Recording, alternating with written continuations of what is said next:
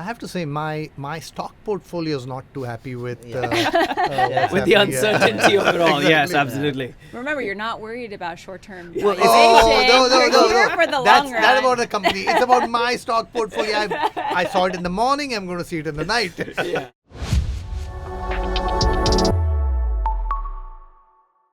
Hi, everyone, and welcome to the 60/40 podcast, the only podcast that deep dives Asia's tech and business headlines from the leaders driving the change. Okay, it's another family round in here today. We are so lucky, to have Amrish Rau, CEO of Pine Labs, CEO, Chairman, and Managing Director. Oh my Yeah. God! Oh my God! You're a busy man. In the studio today, along with my co-hosts Prashant and Peter Bithos. Hello. Hello. All right, we have a stacked agenda today. Amrish, we're obviously going to deep dive Pine Labs, your journey with it, your vision for where you want to drive the company. It's arguably one of the hottest fintechs in India right now, and super excited to deep dive that with you. And then we have two hot takes of the week. One, we're going to stick with India and go to the Blusmart case, which recently blew up. And then we'll turn our attention No pun intended. to Indonesia's response to the Trump tariff. First up, Amrish Rau is one of the pioneers of India's payments industry. You have over 2 decades of experience in the fintech space. You're currently running Pine Labs, which is one of the leading fintech and POS companies in India. And you took over the top role at Pine Labs in 2020, but prior to that, you founded your own company. Well, you've worked in payments for a while, but you did found your own company back in 2013, Citrus Pay, got acquired by Naspers, and then ultimately joined Pine Labs. Yes. All right. Did I miss anything? No, that's good. I also met Prashant when I was leaving the Naspers That's group. right. Oh, He helped me transition in as he transitioned out. Well, that sounds like a hand pass. Yeah. Here you go. Take my It's more KPIs. Like a high five. Take my targets. Peace Here out. you go. You're going to be great. Pat on the back. Yeah, and move it's on. It'll be awesome. We're a small ecosystem. All right, Amrish, maybe we can start first with a bit of your journey, why you decided to join Pine Labs.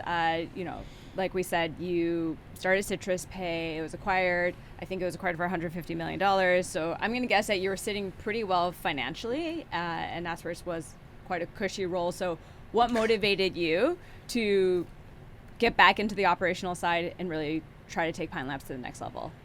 Yeah, look, I guess this is the dilemma that you face when you sell your company, right? So the day you sell the company, you feel that's it. I've made it. I'm never going to work again. I'm going to retire. Within the next 9 months, 12 months, you start to realize that was a mistake that you did, because suddenly what happens is you're no more in the competition. You suddenly say, I'm going to hang up my boots. I'm never going to go participate in any competition again. And then that comes to bite you, because you just miss the everyday thrill of building something, creating something special, scaling businesses. And I struggled with it within 12 months of selling my quote-unquote company. So as I was getting off my Pine Labs, my Citrus and then the Naspers journey, what I wanted to do was I wanted to find a platform through which I could build a massive scale business. So think of it as, I'm a club sports person, and I wanted to build something which can allow me to participate at the World Championships. And I felt that Pine Labs, with an existing platform, maybe the platform was not in the best shape on that day, but I felt there was enough to take it to a world-class company. And I think that's the journey which, honestly, we all are on in Pine Labs for the last 5 years. We've got lots of work to do, but I think the opportunity is huge. So in the research, one thing I didn't realize is actually how old Pine Labs is. It was originally founded in 1998. .com era. Yes. Yeah, totally. amazing. Which actually maybe you can, it's similar to. Well, yeah, you're the think of old it. guy, Peter. So why don't you talk about the .com era? Yeah, thanks. Yeah. Thanks, Peter, let me know what Peter exactly is happened. also running a What was it .com like? But more importantly, because I would was say, awesome. From the tech and Asia perspective, you really only started hearing about Pine Labs in the last 6-ish, 7-ish years. And so what was the state of the company when you first joined? Did you go looking for it? Did they come looking for you? I mean, how did that all work out? The one where the dots connected was in Citrus, we had Sequoia Capital as investors. And then Sequoia Capital at one point in time owned almost 75% of Pine Labs. Oh, wow. And when I took over, they were still majority owner of the company. So for them, they knew me extremely well. I knew them. And we had a great working relationship. So there was immediate trust as I was getting into Pine Labs. So when I took over the business, the erstwhile founder, through a special situation, all positive, through a special situation, actually retired off in about 2017 or so. And by 2020, the business still was a one product business, which was into offline payments and doing POS related work. Phenomenal technology, very good brand recall with retailers in the country. And literally within 1 month of me taking over at Pine Labs, COVID struck. So all the dreams with which I went in to say like, hey, we're going direction A, you literally had to go to A1, A2, B, C very, very fast. But yes, the business has been built in a really good way. One product company, very successful, but I totally wanted to scale it into many different directions. Okay. Right. So the one product was the hardware, right? Like the POS. Yeah. So it's the classic POS which Right. you would get to You see tap in any in, mall, in a restaurant, and any shop. That's the product portfolio that we had. Yeah. And as I said, within the first 1 month, COVID struck. All retailers are Right. shut. All shops are Right. shut. Online. Transactions volume just crash Right. immediately, and you're just sitting there and wondering, saying, "What do I sell? What do I grow? Where does this go? Yeah. How do you protect your business?" So it almost accelerated all the other new ideas. Now, fast forward today, in 5 years' time, less than 45% of our revenues comes out of the POS business. Okay. And now majority of the revenues comes out of largely new businesses that we The software have the created in the payments last and 5 years. The solutions part. But I mean, I would love to say that I saw it. yeah. It was That wasn't just- your product roadmap. It You're certainly like, I think, to you, the board. I think you should say it. Let's take the credit. Yeah. certainly wasn't the product. But roadmap. I remember when you took on Pine Labs, it was actually when I first heard about it, it was a not very obvious move for you, right? I was Yeah. like, man, he went from Yeah. selling Yeah. citrus, he had a really Yeah. great gig, you're running PayU India, Yeah. it's a big role, and then to take on what I would have thought was a tired company, right? It had been around for a long time. I think it had infrastructure. It was a hardware business. It was not the new age, Yeah. sexy fintech. What was that like? And then to kind of in the middle of COVID to kind of just have to like rethink that. Did you ever say, man, did I come into the wrong place, the wrong time? Let me explain you the plan A, and then I'll tell you the plan. Plan A before was the punch in the face and That is after the punch in the face. correct. That is and correct. you're like, oh, right. Startups are hard. I forgot about yeah, that. exactly. So the going in thesis I had was that India has obviously a consumer bank. India has got a bank which was created on the backs of securities, and there was no really an SME bank. And my thinking process was, if you have a payments company which is well entrenched into the SME segment, you could over a period of time, layer on lending, provide various money movement services, and who knows, as the regulator opens up the landscape, you could potentially create a SME bank for India. And as I said, literally within 1 month when COVID struck, it was a super defensive scenario that I had to go into, which is how do you now survive this company? What are the new areas that you go into? And I have to tell you, except for that first day to today, that whole idea of banking has never come into my head again. And that literally got thrown out of the window as soon as COVID struck. But I do believe that we are in a much better place. Maybe I sort of underestimate the complexity of running a lending business or a banking business. It's a super targeted segment. Obviously, Prashant has done that very well many times over.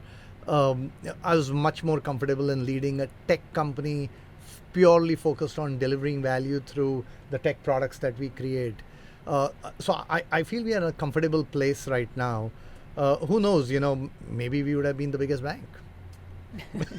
So how much of your as an outsider looking in at Pine Labs in India and then the subsequent journey, how much active strategy benchmarking do you do against, like, I look outside in and I go, oh, it's like the Square for India, but that's like the super simple like outsider view. So how much do you look internationally and say, okay, here's how the ecosystem evolved with Square in the US and with other players elsewhere, and we're going to take a page out of that and then really craft it for India? That's a really good question, because I'll tell you what happens, right? So when you are in the storm and when you are in the arena, you're so consumed with your own sets of issues and the opportunities that you see, you sometimes lose perspective of what others are doing and why others are moving in a certain direction. Now, today, as a company, I'll just lay out a few stats, right? As a company, we believe we are the number one player in the offline space. Yeah. We are processing almost about $80 billion annualized of online payment transactions today. We don't make too much money on those transactions, Yeah. but we've processed about 80 billion in online payment transactions. We are now processing large volumes in terms of data and data services. India has opened up this whole BBPS and account aggregator, data movements, and all of those areas. And when I try and put this into perspective of what's happened around the world, Plaid is into data, it's wanting to get into payments. There is Stripe, which is obviously into online, wants to do offline. Square, which is into offline, wants to do lending. So around the world, what we are getting to see is most fintechs are going into adjacencies to create a higher revenue pool for themselves. We came at it very organically, but arguably, our positioning back to the market now is saying, here's a company which obviously has a core base around offline, but we have online, we have data related services. We do one of the largest volumes in the world in terms of pay later, which is installment payment programs. We are one of the largest processors for installment payment programs. So there are many companies and many businesses which are put together in Pine Labs. But again, it's not outside in, it is inside out, because we've just felt that's where the opportunity is coming up in the fintech space. Well, maybe the Stripes and the Plaids of the world are looking at you and they're like, wow, Pine Labs in India is putting this all together, so that should be our product roadmap too. Let me give a slightly different twist on that one, right? So my thinking process is, there's a great company, Adyen, which comes out of Amsterdam. You have a Stripe which comes out of the US. Hey, look, for markets like Africa, Middle East, Southeast Asia, India, there has to be a phenomenal fintech which is going to come in and win that game. And maybe it's going to take another 10 years' time. But, we've got to dream. We've got to dream to say that, it's our right to go play those markets. Because we've done a lot of work in the Indian market, super complex fintech market. Prashant is losing hair just on that topic, actually. Stop talking about it. He's sensitive, guys. That's why we're zooming the camera way past my head. Bring that up. But look, if you've done a tough market, then you might be ready to do any other market, because it's simpler from there on. Right. No, but I think one thing I will add, which you kind of touched, but you didn't go deep. I think there was a certain founder mindset that you brought to Pine Labs, and I think there is no dollar value to ascribe to that. There's no way to quantify that. I think in 2020, had they brought in an executive from First Data or ICICI, I don't think the outcomes would be the same. In fact, I think the venture capitalists and the PE guys that do back the company and you've seen phenomenal growth in valuation over the last few years. I think that a lot of that is, yes, it's team effort, but it's massively ascribable to a mindset that you have brought in to an albeit a tired company back then to a thriving company now. And so I think that dream comes from you and the management team that you perhaps have brought together. And Prashant, what, you're bang on this topic. So what we did was, one of the few things that we did was, we said, let's try and create a culture code for Pine Labs, because we are headed on to the next journey. And the culture code in Pine Labs is now called Every Day is Game Day. And the thinking process is, we are in a game and we just got to constantly improve, constantly perform every day, and then let's see, maybe we're going to make it to the championship and let's take it from there. So that's a completely different mindset to saying what's the exit, what's the outcome. We haven't really focused on the outcome. We're saying improve every day, come to the practice, let's see where we go from there. Absolutely. I just want to spend one more question on this issue of culture transformation, because culture is arguably one of the things that actually does come top down. Yeah. Right. Yeah. So, what culture did you inherit, and what changes did you make thoughtfully to what outcome, or is it just organic gut because you've been a founder before and you're like, oh, this is bullshit, so we should do it this way, or was it how much was conscious and how much was subconscious?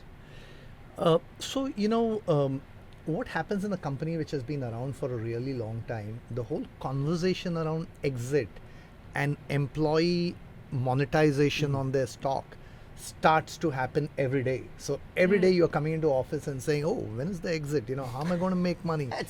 Always a productive question. Exactly. And what happens is that actually starts to play into how you build. Because even the engineers are then thinking, saying, hey, I need to build only for the next 6 months because, if we would have been exited by then, I'd be a rich guy and I don't really need to bother about the code anymore. So let's fix this and get on with it. And then suddenly you come in and say that there is no conversation around exit out here. Yeah. I think there's an opportunity to build a really big fintech coming out of India, and that's the big goal. So the morning coffee conversation saying, what's this lunatic talking about? Aren't we talking exit? And every now and then, so there's always a friend, who will walk up to me and say, so Amrish, what's the next plan? There is no next plan. This is the plan. Yeah. We're going to do this. Build a company. Build a great company. And, those softer conversations starts to seep in through the company, and then they are saying, oh, wait, we need to write this better because we've got to maintain this for a longer period of time. We got to sell something which is larger because we are now looking for annuity revenue and not one-time revenues. And then it starts to, percolate down within the organization. Never perfect. Don't get me wrong. I'm not saying that we are perfect by any means. But I think it's important to, I've actually talked about it. So one of the big mistakes that we made in Citrus was we were never looking at the port.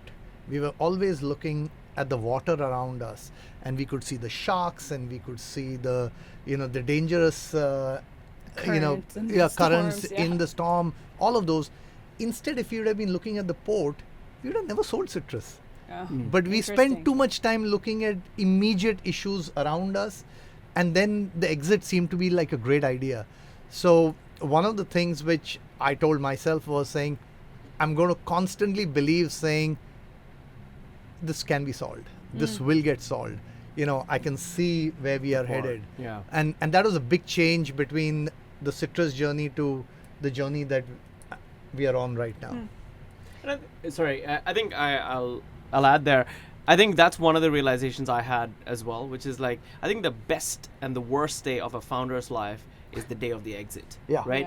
Yeah, that's the best day. You celebrate, you got this one big party, hurrah. And then that's the day you're like, man, I just lost all my purpose, all my hustle, Absolutely. all my, everything that drove me for the last, 5 years, 10 years, whatever. In one day, I just, cashed Sold in it, my yeah. net present value, right? Which is, so I can see that, and I can see why some founders come back and do it all over again on different platforms. And I think it's a great testament to kind of bringing that mindset to the company. Most founders call that champagne problems. Most first-time founders that's a good problem if I ever get there, Yeah, right? exactly, It's I'd be exactly. lucky to have that issue. I kind of wanted to go back to the business model. So you said the POS part is now 45%. So I assume What's the the rest rest? is the solutions and the payment solutions and the online bit. But hardware is tough because it's slim margins. You're saying lending is also slim margins, and so how are you seeing the different parts of the portfolio? Which part of revenue is growing the fastest, and then where are you seeing the best margins? Yeah. So let me start with a slightly different story. So every investor I ever meet always has this question which says, don't you think POS is going to die? And and I say to them, I said, guys, if you've really been observant, you're going to see that the number of screens at the checkout have been increasing. I mean, in Singapore, we would see there is a Grab device out there. There's a Food Panda or a Deliveroo device out there. There's a payment device. There is a loyalty card services screen out there. The number of screens have actually increased at the checkout and not reduced. The way we look at our business is we are saying all services required at checkout we will provide a single interface for that. Yeah, you will And- dominate the Big problem. checkout We will experience. dominate the Yeah. checkout experience. So we will give you access to your loyalty points, rewards, payment transactions. If there's a prepaid card, we will solve for it. If you need installment payments, we will do that. If there's any offers, we'll pull everything together into one single environment. Now, minute you think of it in that fashion, there is always something new to monetize.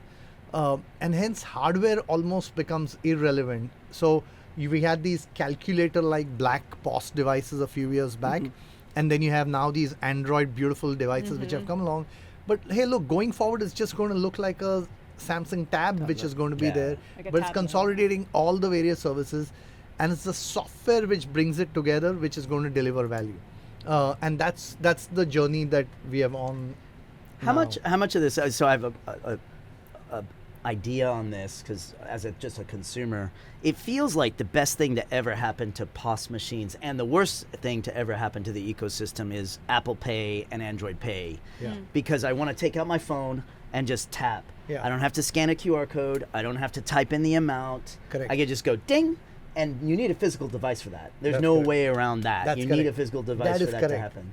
How much of that is benefited the ecosystem, and then how much of the profit pool do those types of options suck away, like the typical Apple, Google gameplay?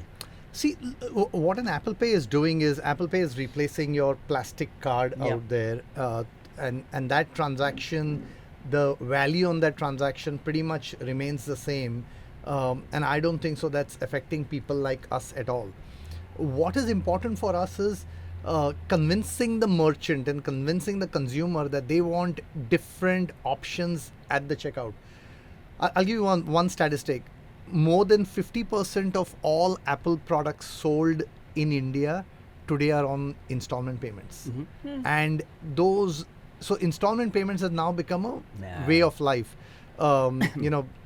We do some investing also, and like for example in Turkey, what we are getting to see is installment payments is right and center of virtually every transaction. Yeah. So this trend where the new generation is wanting to live life on installments or subscription is driving a completely new behavior. Second, every consumer wants to get rewarded for every purchase that they do, and then you've got these shopbacks and Fave and other players out there. We want to capture that on behalf of the consumer. Again, that requires a device out there. Now, if you can make money on all of those transactions, I think this is a good business. Now, mind you, when I say 45% of my revenues comes off my offline POS business, what I'm not saying is all of these other value-added services are also now contributing about 15 to 20% of my overall It's on the revenues. backs of it. Yeah. Yeah. So Yeah. me owning the checkout is extremely critical Yeah. because that's the only way I can layer on other services to the business. And creates a moat. And absolutely, it creates a Yeah. mode. That's an offline. And then you have everything else which is happening in the online business, right from regular payment transaction to data pulls. And, Prashant knows this as well as I do in terms of how an account aggregator is going to pretty much change the landscape for lending in India.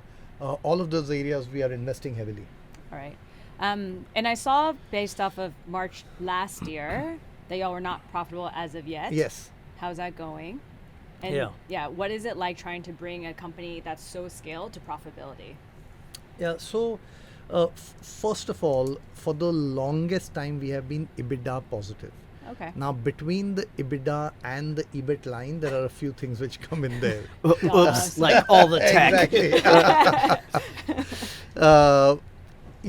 What we have is obviously the ESOP line which comes in between there, and then you have amortization associated to some of the acquisitions that you've done. And to be fair, I've done 5 acquisitions in the last 5 years, so there are acquisitions which come in there, and then obviously there is some tech and tech capitalization which comes there.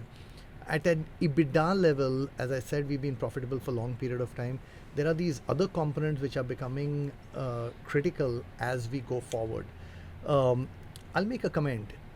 This is also how the world has changed right in front of us over the last 5 years. That's totally true. 5 years back, every founder used to talk about gross revenue. Then it became net revenue. Yeah, Then it yeah. became EBITDA. Can you believe it? They changed the rules of the game and said EBIT. No, I'm kidding. Obviously, that's what you need to focus on. Yeah. But look, that's a journey that we are on. One of the things which I wanted to avoid for today is, as we head into the IPO world, I don't want to be talking forward statements at all. But this is a company which has a good mix of the old school rigor of running businesses in a sound manner, but at the same time being brave enough to invest into new areas and new ideas. Did you have to? So I can imagine all the old school stuff that you inherited in a good way as Yes, well. of course.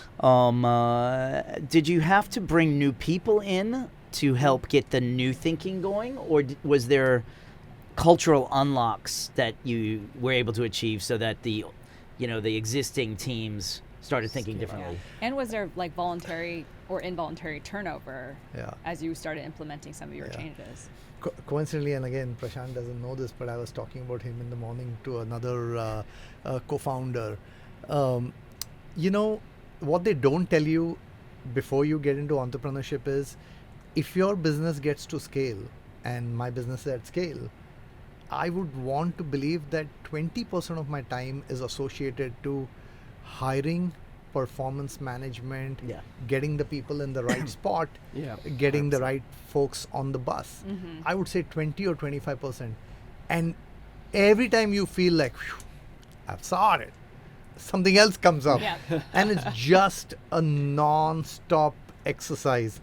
So to your question, we've been constantly working on who's on the bus and who gets off the bus and who's in which seat. That's correct. And who's in which seat. And so in this podcast, we talk a lot about AIification of companies, right? And I think we've been pushing the whole agenda that, hey, this is coming, this wave is here. Of course, we talk to a lot of young startup founders, and they're like, we're adopting it, we're making some big changes. I've been very vocal about how we've driven some change, even though we were only 1 year in. How's that impacted you guys, and what have you done with AIification at Pine? So all of that is work in progress. Prashant, what you're saying is absolutely right. So when you are building a company ground up, AI has given you the opportunity to build it in a way that you don't bloat. That's it.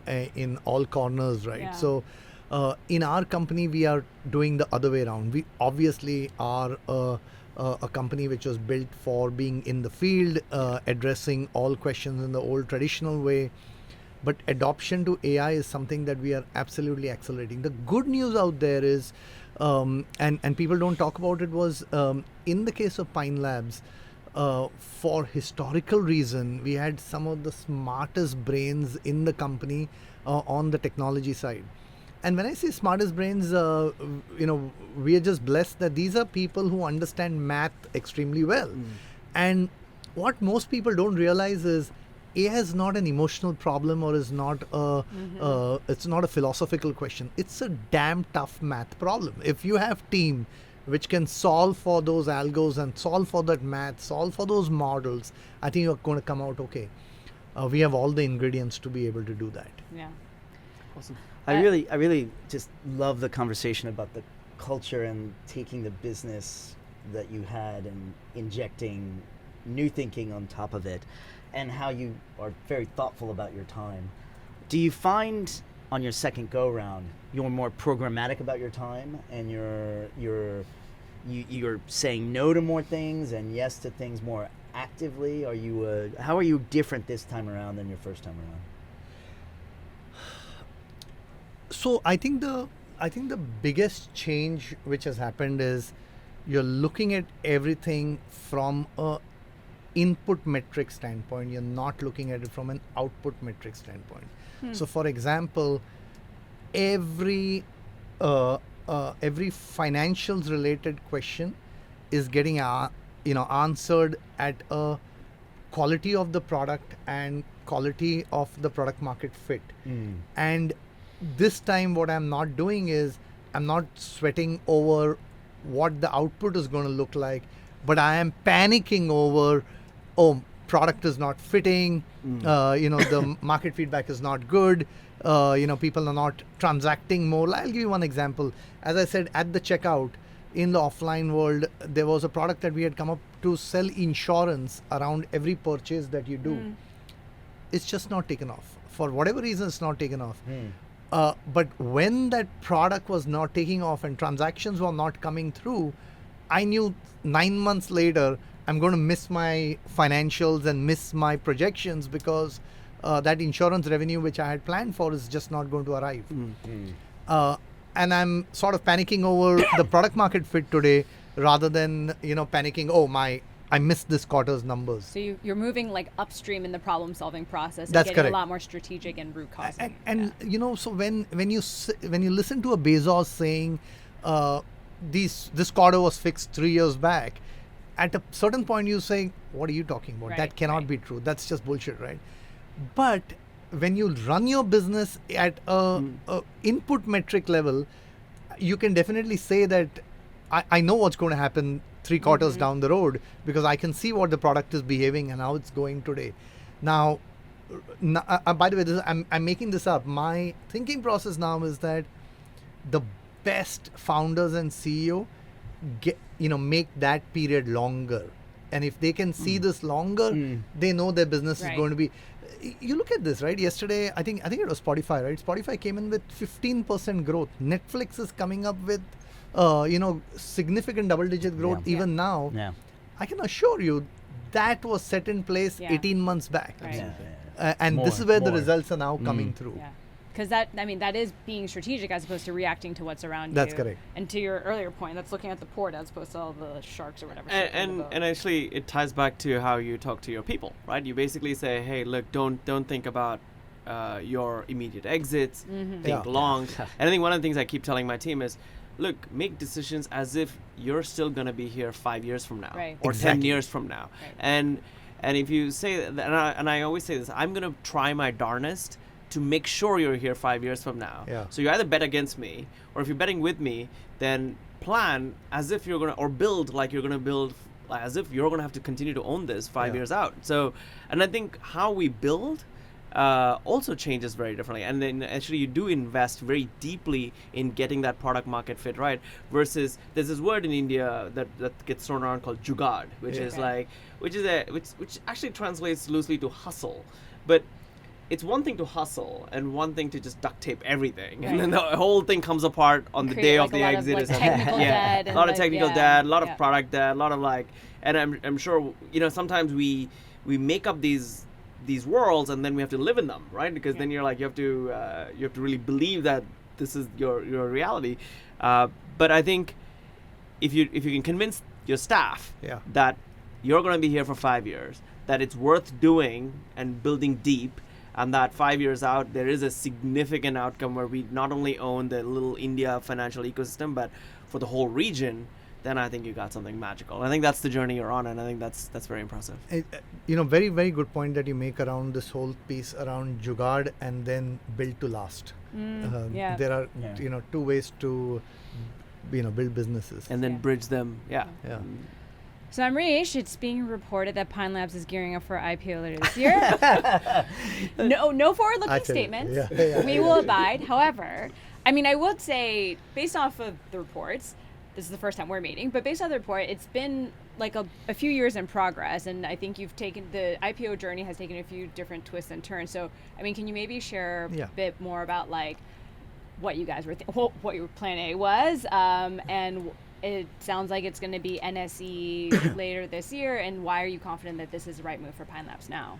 So let me address the first part around the markets and India and global. So we are flipping back to become an India entity as we speak, all done now. Nice. And what that does is it allows us to be listed in the Indian market.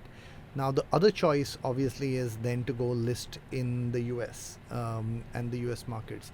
And what we felt is that for a long period of time, we will continue to have majority of our income coming out of India, and we'll be valued and recognized better in the Indian market. So hence, that becomes the right choice.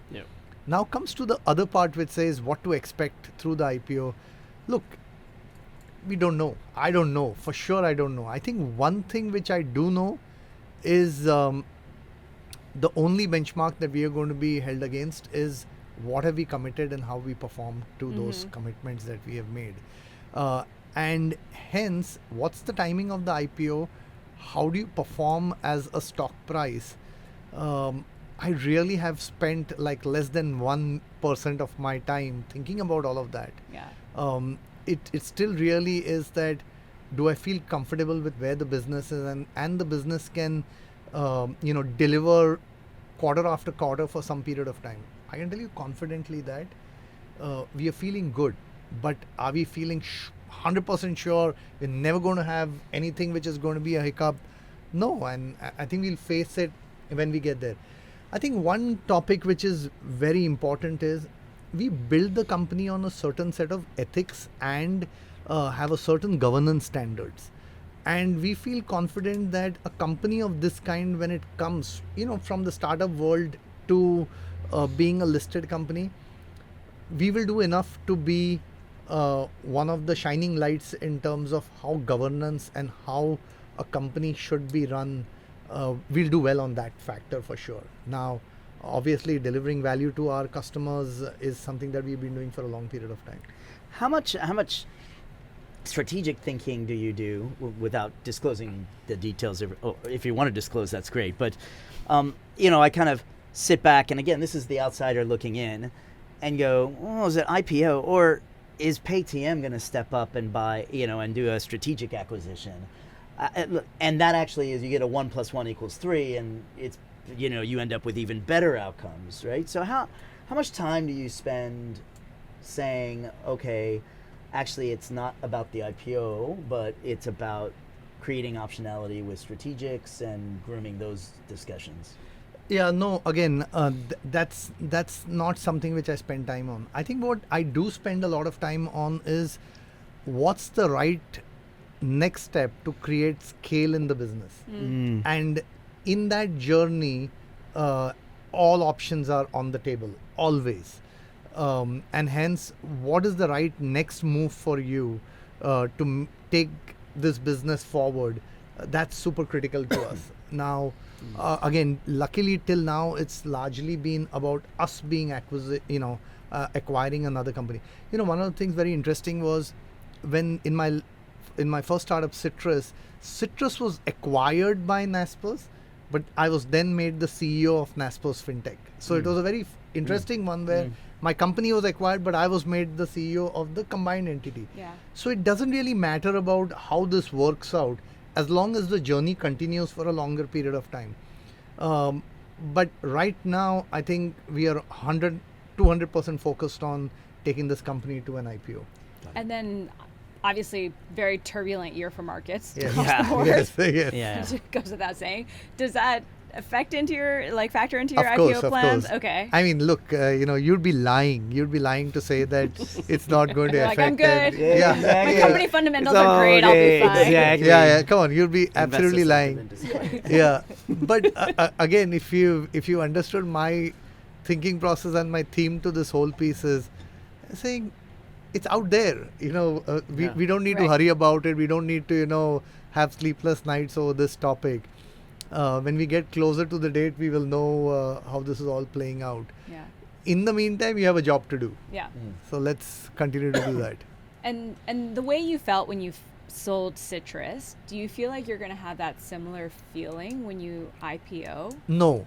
Okay. That I'm Why not? clear. This is No, your that last I'm gig. clear. Again, Last because rodeo. The no, best that's a and great. worst day of a founder's life, if you will. That's a great question. But there's a very different type of Exactly IPOs. right. That's a great Exit, question because I don't see this as an exit moment. So Okay.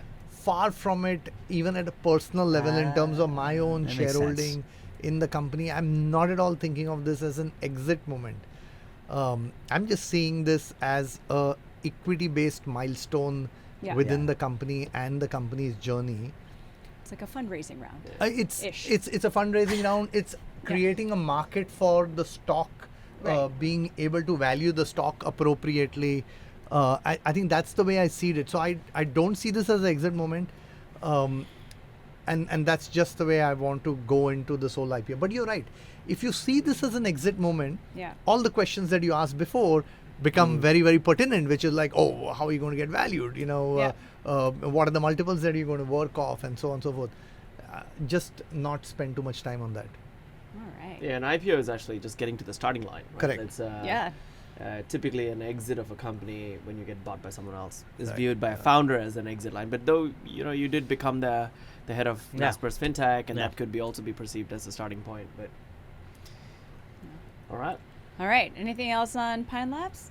That was great. Thank you very Yeah. much. That was awesome. Thank you for having me over. That was amazing. All right. Let's switch gears. We're going to go to our first hot take of the day. The very sad case of Blusmart and Gensol in India. I know. All right. So I think for a quick recap, correct me if I get any of these wrong. There are two brothers, the Jaggi brothers. They founded Gensol a while ago. It IPO'd on the NSE in 2019. That same year, they also founded a new company, Blusmart, and it is like a all EV ride-hailing platform that competes with the likes of Uber and Ola. And so there were some really closely interlinked company transactions. Blusmart leased most of their EV fleet, like 2/3 of their EV fleet, from Gensol, the parent company, or the, I guess not technically parent company. And then what has recently happened is that Gensol had applied for a bunch of government grants in order to procure EVs. I also assume that means produce EVs within India. And then lease them down to Blusmart. Unfortunately, about like maybe 30% of the funds were allegedly misappropriated. So the overall grants were like 115 mil. So we can assume like something like 35 to 40 mil were misappropriated. So I was just looking up something. So actually, Gensol was founded in 2012. Okay. And I think that's important fact because it had more track, it had more history, and it had actually gone public, perhaps in 2019. But it had more established presence in the Indian market. So it's not uncommon for a parent to be the primary bond issuer, if you may, or debt issuer. And then that debt is then used to create a subsidiary or fund a subsidiary, right? I don't know to what extent that the use of funds was disclosed to the bondholders because that would be an important factor. But there are two things happening here. So I would say not uncommon for a parent that's well established, that's public, that can go out and raise debt at good, reasonable prices to go do that. And then for that debt to then be used to procure CapEx equipment, in this case EVs, to then be operated by a subsidiary, right? Yeah. So I think all that is 100% kosher. Yeah. Is there, cross linkages? Was every T crossed and every I dotted? Don't know, but I think, look, it's fairly common for that to happen. You're in the business of procuring EVs, and over time you're going to get more scale. Over time you're going to innovate, and they, I think, have a few patents to that end as well. And that was the ambition of Gensol, right? And now, effectively, what you're doing is you're also trying to dog food your own product. You're basically creating a subsidiary that is then saying, hey, you have a captive buyer or lessor of your own production line, so you can basically produce these or procure these EVs at relatively low cost of debt because you're an established company. You're then passing it to the subsidiary is operating it. And Blusmart, I've used it, great service. It's like, clean, green, ride hailing service, all that's great. Now, in any relationship where there are two companies very closely tied to the hip financially, you're gonna have to make sure that both companies remain in good standing. Now, especially the parent, right? A child cannot quite survive where the parent is impacted. In this case, Gensol's a parent, and the founders ran into some allegations regarding financial irregularities as the regulators stepped in. And typically when that happens, that basically has a catastrophic effect through the line. And that's basically what's played out. So Amrish just talked about how important it is to have good corporate governance, how important it is to kind of maintain the right lines from a financial standpoint. This is financial misappropriation, right? For the regulators to step in and kind of claim that means so much water has flowed. I mean, has basically flowed under the bridge. And so I'm not surprised that the outcome is that both Gensol's massively impacted, but also the underlying subsidiary is massively impacted. It's it's very similar to the e-fisheries that we talked about. Yeah. If you, Yeah, I was And just it- gonna say, it- it's the leaves a bad mechanism. taste, The yeah. the mechanism that you described might be common, but no regulator is going to step in and shut a high-profile startup down Yeah. on one day. yeah. And then go find out 2 months later, 3 months later, oh, we had it wrong. Yeah. We had it wrong. No, Yeah. this just doesn't happen. Yeah. So I don't think it is beyond the realms of, logic to say, look, for that to happen in one day, there is just not good stuff happening there. And it doesn't matter what the mechanism was. Yeah. Misappropriation of funds. I mean, what Reuters reports, apartments being bought, golf Yes, clubs, yes, all yes. this kind of, stuff you read in the media. Who knows? All I do know is regulators do not like to do this stuff, and they do not do this stuff lightly. Right. Yeah. Only- It's also egg on their face, right? Like when they Yeah, have if to they kind get of it wrong, overhaul, it's catastrophic Yeah, for when their they have to careers. overhaul a company, it's not. Yeah, the individual it's not right. regulator career is, if they get it wrong, it's Well, apparently it's very one of the tip-offs bad. was Gensol has like all these production facilities in India, and they got a tip-off that like basically they were just they were not non-existent. They weren't in production, and so like you go and it's like dark lights, like 2 or 3 people standing around in this giant like empty factory. So, but you brought up the e-fishery case. So the other thing is that Blusmart had raised a total of $168 million on their own. They were being valued at $350 mil, and they were actually in the middle of their Series B raise as of earlier this year. And I think they have some pretty decent investors on their cap table: SoftBank, BP Ventures, and more. So, Amrish, maybe more. It's like we brought up e-fishery. We have Blusmart. What do you think is lacking in terms of due diligence in this part of the world? And is this something that like investors should have caught? Was this like a DD issue, or is it a failure of really from a regulatory perspective? Let's break this down to 3 parts, right? So the first part is obviously we've got auditors, and then auditors are looking at the financials of the business. And as most of us know, auditors do a fairly detailed job. The auditors wouldn't have caught what is happening out there in the business. So that's point number 1. Point number 2 is the basics, which is were you filing your returns in time? Were you, having a good cadence on your board meetings? Is everything getting documented and all of that? So that's second there. And then there is a third piece to it, is what is the intent of the founder or the CEO, and what is the CEO, CFO doing on their own? I think it's extremely difficult to control anything which even the auditor has not been able to pick up. So, if the auditors have not been able to catch an investor to catch it, very, very difficult. Can the investor play the role to ensure that basic standards of governance is being followed, and put pressure on the founder or on the leadership team to ensure that, hey, look, you were supposed to file it according to so and so date, but you've missed it by 3 months. What's happening? I hope you're going to complete it in this quarter. That if it's getting missed, then I think it does come on to the investor for what's happened out there. Yeah. And then comes the last part, which is really the malice or the bad intent by the person in charge. Honestly, it just gets down to how you were brought up. Simple. I mean, I've said this a few times before. It really comes down to who you are, and if that's okay for you to run with, cookie, hands in the cookie jar. I mean, that's a real big concern. And, we're getting to see this around the world right now, especially in smaller markets and emerging markets where founders think that it is okay to have the, fingers in the cookie jar. It's got to get called out and say it's not okay. It's not acceptable. Yeah. It is a reflection of who you are. And you cannot just turn around and say, oh, my investor asked me to be aggressive about here. I got carried away by blah, blah, blah. No. Yeah, the one thing I would just add is, in my view, there is nothing geographic about this conversation. Absolutely Yeah, nothing. no, Right, of course right. not. Could be FTX, Yeah. could be Theranos, Emerging could be anywhere. Nikola. Yeah, exactly. Like, Yeah, exactly. It goes Yeah. back to, a question of we're all, what's happening right now is all the frothy money from 2020, 2021 is washing out now. Yeah. And it's all the bad eggs are starting to smell. Yeah. And that's all that's happening, Yeah. and it's part of the cycle. The question of due diligence is just, it's universal, and you wonder how some of the funds invest in some things and what DD they do, and I don't think that's a geographic question. Yeah.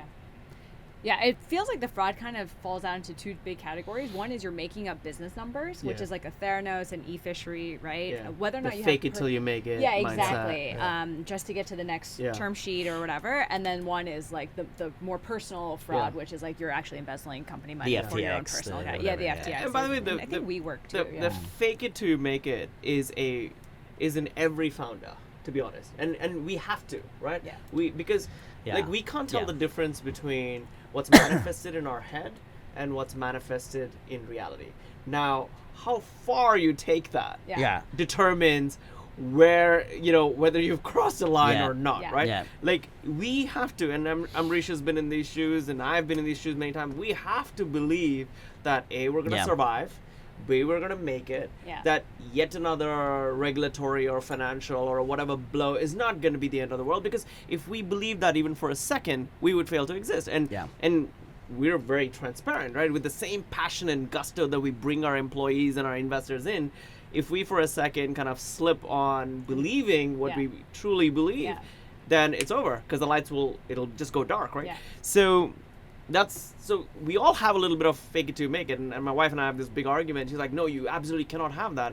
But I'm like, that's because you've never been a founder. You're not in those shoes. Yeah. We have to, but yeah. we can't cross a line. There is a line, and that line is where the board or the governance or even internally as a group, we have to say, I think we might not be doing right by customer or by law or by some common moral code that we run this company by. And that's I think where I think transparency is also very important. This is not just CEO, CFO, right? Like, or the two brothers. I'm sure others knew. Yeah. And to what extent they were complicit is unknown. Yeah. Sorry, you were about to say something. No, I Yeah. agree. I was completely. going to agree 100%. Yeah, exactly. 100% with what you said. So yeah, I don't want to leave a message that, hey, we should not fake it till we make it, right? Yeah. We absolutely have to. Yeah. Because that's what makes us founders. But the drive that makes you a good founder, if you don't have good morals and values Yeah. backing you up, can also be the same thing Make that you helps socially you awkward. cross the line. Yeah, I was just had lots of flashbacks from my own startup journey where, so for 5 years trying to make a streaming service work, Yeah. in the midst of streaming chaos in the value chain, and there were many opportunities to really do shady stuff in the region, and you just have to have that inner line and that inner discipline to just say no, and then more importantly, set the culture Yeah. to the rest of the company so that others feel confident that that's what they should do too. Yeah. Yeah. All right. So for our last hot take of the day, in response to the Trump tariffs, Indonesia is seeming to consider changing their local content requirements, specifically the ones that require 35 to 40% of electronics be manufactured in Indonesia. So I think we previously talked about this, but the Apple's iPhone 16 is actually I think still banned. But anyways, they banned the iPhone 16. Apple promised up to $1 billion investment in Indonesia, specifically like one of the AirTags and a bunch of other things. So it's interesting that, Indonesia's starting to change this requirement. It's only been, I think, 2 or 3 months since we first originally talked about it. So I think, Prashant, you have some pretty big ideas about the tariffs. Do you feel like this is a positive sign? Trump tariffs is actually doing something? Yeah. So look, I don't like local protectionism beyond a certain extent, right? Like you cannot artificially, protect your, industries as a way for sustained kind of growth or economic output for any nation. So I was always a little bit against the Indonesian 40% when we first started discussing it. I was like, well, seems like it would stick, maybe it wouldn't stick. It's not very interesting from a policy standpoint. But I think I also was very clear that the Trump tariff was perhaps required in some ways to kind of shake up the world a little bit, that it has to be a level playing field. You cannot generate all these surpluses around the world and have the US debt kind of balloon out of proportion, right? So that was my previous position. I continue to maintain that. We also did say Trump will use some of these tariffs as posturing, and I think some of that posturing is playing out, and it'll play out more in some of the countries that are weaker from a negotiation standpoint, because you really can't afford to have a 34% slapped on you. What so about like 124? yeah, well, we'll see how that plays out as well. I yeah. think with maybe with all the exemptions, I don't even know what's going to stick and what's not. But I think this is perhaps how it is going to play out anyway. I actually think there are other ways, and this is what the president of Indonesia is saying now. He's like basically saying, hey, like maybe there's other ways for us to protect and grow our ecosystem and build out our tech. And I think that's what it should be. It should be a fair game. Short-term incentives locally could be a much better way. Use a carrot approach rather than a stick approach. But yeah, that's kind of like the limited point I have on this. Can I offer a counterpoint to Sure, that, though? absolutely. So the other interesting thing about this is Apple also, I don't know if they announced or is rumored, but they want to move all the iPhones manufactured for the U.S. Yeah. They want to move it out of China and into India. And I actually used to work in Apple's supply chain team, and when I left, that was like one of our big projects. But the only reason India ever picked up iPhone manufacturing to begin with is because they also similarly had protectionist measures. Yeah. That phones only sold in India had to be at least some part of the Component, supply chain in India. So when I was at Apple, it was really only India and Brazil that I think Apple was willing to kowtow to and be like, okay, we'll try to figure out some sort of like local deal here. So India's protectionist measures that were set up like whatever a decade ago is actually what put them into the position to pick up full iPhone production in India for the US coming now. I'm going to add into this, right? So in this conversation, now you then throw in AI. See, one of the things which is really concerning right now is many countries haven't figured out manufacturing the way it should be, including India to a great extent. There are many countries around the world where manufacturing is not doing well. You also have a very high unemployment rate playing through. And then with the AI wave coming along, and the AI wave is going to be in a borderless world, that's going to bring almost more pressure on abilities to manufacture in the first place, creating to more unemployment. I really think that the tariff war, along with proliferation of AI into everyday manufacturing, is going to make matters extremely difficult for governments around the world to, keep their citizens happy. I'm not completely convinced that this is a very easy conversation to have, and I think it's just going to go. Understatement. Yes. No. Yeah. What I mean by that is, I don't even think that we've actually understood the contours of the complexity. Yeah, fair right enough. now. We're still I think we're there's still, much feeling more around the to it. elephant. We're like, When you put AI into this whole conversation, I think it could just be a really big problem for those countries who have not been technology forward. yeah. I think, And the other aspect of tariffs that always gets missed is the services aspect, right? Yes, So of services course. are never tariffed. And so basically what's happening is no one talks about the financial services that the United States exports, right? Yes, Exactly. of course. In the biggest of ways. And that Yeah. creates a massive inversion around the world. Yeah. And we are still talking about manufacturing. And we don't even take into account all the services, and AI is just a layer on top of the services. Correct. So it's it's like, because Trump can only deal with things that he can see and feel, you know what I'm saying? and I think It's perhaps like- his voting base is more concerned with Fair enough. with manufacturing versus services, which might be the coastal. I have to say, my stock portfolio is not too happy with what's With the happening here. uncertainty of it all, yes, Exactly. absolutely. Remember, you're not worried about short-term Well, valuation. no, You're here for the That's long run. not about the company. It's about my stock portfolio. I saw it in the morning. I'm going to see it in the night. Yeah. Well, let me give you just one data point and lens on this to add, and I have no data points on the macro. I'll just say I'll have no data points on the macro economy and the impact of tariffs. Zero. We also just internally at Seek, so we operate across labor markets in 8 different markets, and if you include Korea, Bangladesh, China, toss them in as well, right? So, and so we get a lens, and the lens we get is hiring demand. Yeah. And what's really interesting, first question to ourselves, well, all these tariffs are happening. What if that? What if that? What if that? We've stopped talking about it now at work. It's unpredictable. You just Yeah. have no idea. It is worth zero time Yeah. actually investing in thinking this through Yeah. right now. Yeah. Zero. So we spend zero time going, what if this, what if that, what if this, what Right. if that. Here's the other interesting fact. There's no data we can see yet anywhere around the region of companies changing behaviors at scale. There's no, I mean, there might be some manufacturing company in Malaysia, whatever, but systemically, we can't see any major shifts. It's like everybody's acknowledging we're just going to wait and we're going to keep on doing what we're doing, and we'll react when something becomes clear. But is it wait and keep on doing what we're doing, or is it wait and not do anything for now? People are still, I mean, it's still BAU. So when there's, so you take COVID, right? Where everything did shut down. Yeah, everything did shut down. Hiring went to zero, right? Yeah. So people are still hiring.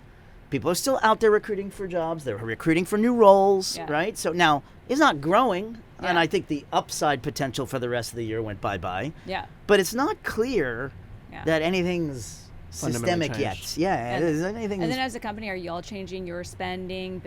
Like, have you made any decisions internally to do something differently as a result? Zero yet. Okay. Yeah.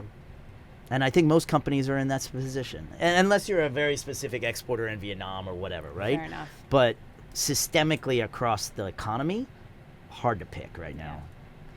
All right. Can we recap what we've learned today? My stock portfolio is not doing well. Yes. This is your last gig. You're not doing another one after this. He's staying in this forever. I mean, He's not he leaving. wants to anyway, so it's fine. All right. Hardware and software are interplaying beautifully at Pine Labs. You are EBITDA profit, but Yes, damn we EBIT. IPO continuing Cash on is as king. planned. Yeah, cash is king still. We didn't even get to regional markets, actually. I kind of meant to do that, but okay, we'll do that some other time. Yeah.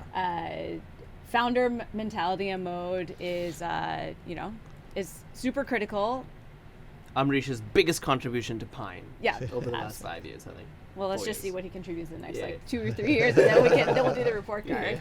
And nobody's talking about Trump tariffs because, well, you're talking about it, but no one's making decisions over Trump Correct. tariffs. 'Cause no point. Blusmart, not so smart. Yeah. Yeah. Yeah. Blusmart, not That's so a good smart. one. Yeah, Blusmart, that's a not good so one. smart. That's a good one.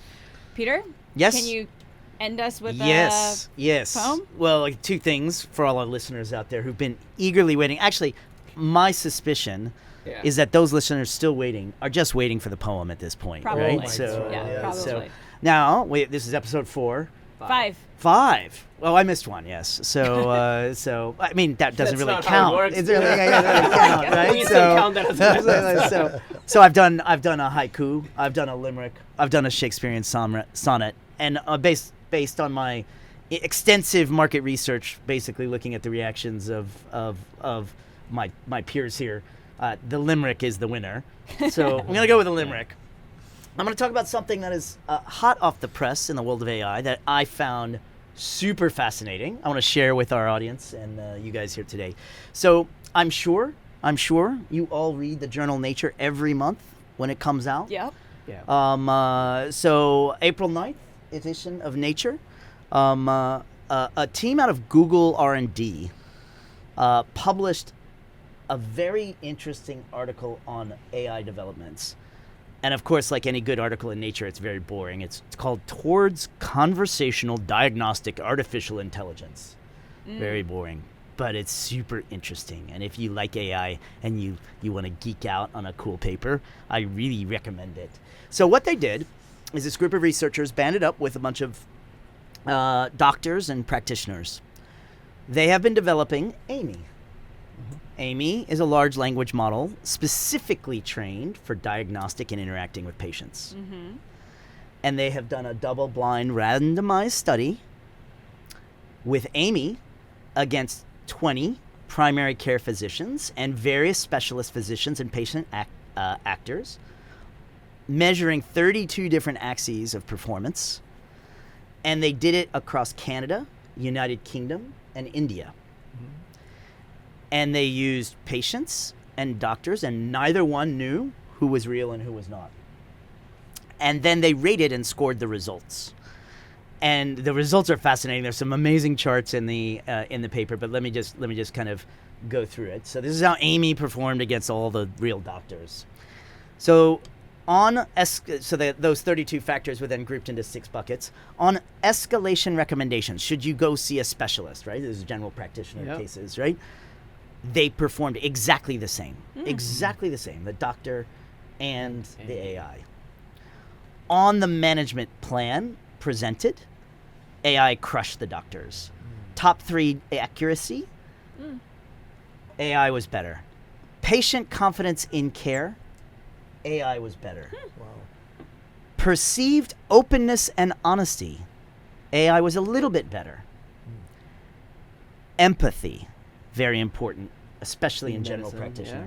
AI crushed the real It doctors. actually doesn't surprise me. I'm sorry. to say. So on all dimensions, AI was as good or better Wow. than a whole variety. I think they did, it was 270 cases that they modeled out, right? So Wow. it was very cool, and it's another like step in the journey of how fast the world is evolving. So go check out that article, and go. What does this have to do with his limerick? Oh, here we go. Oh, Here we go. God. There we go. A new AI called Amy took flight. Outdiagnosed docs left and right. With empathy and flair, it showed better care than docs who thought they were right. There we go. Thanks for bringing it home. There we go. You had to do the setup first. It doesn't count. Yeah, that's right. Thanks for sticking to the agenda. Yeah, because you have Holding gone me off track. holding me accountable. All right, Amrish, thank you so much for Thank you joining us so- today. Thank you so much. This was fun. And joining our ragtag team here. Yeah. Peter and Prashant, as always, for your insights and the poem. For listeners at home, you can give us feedback or nominate topics at 6040podcast@techainasia.com, and we will catch you in 2 weeks' time.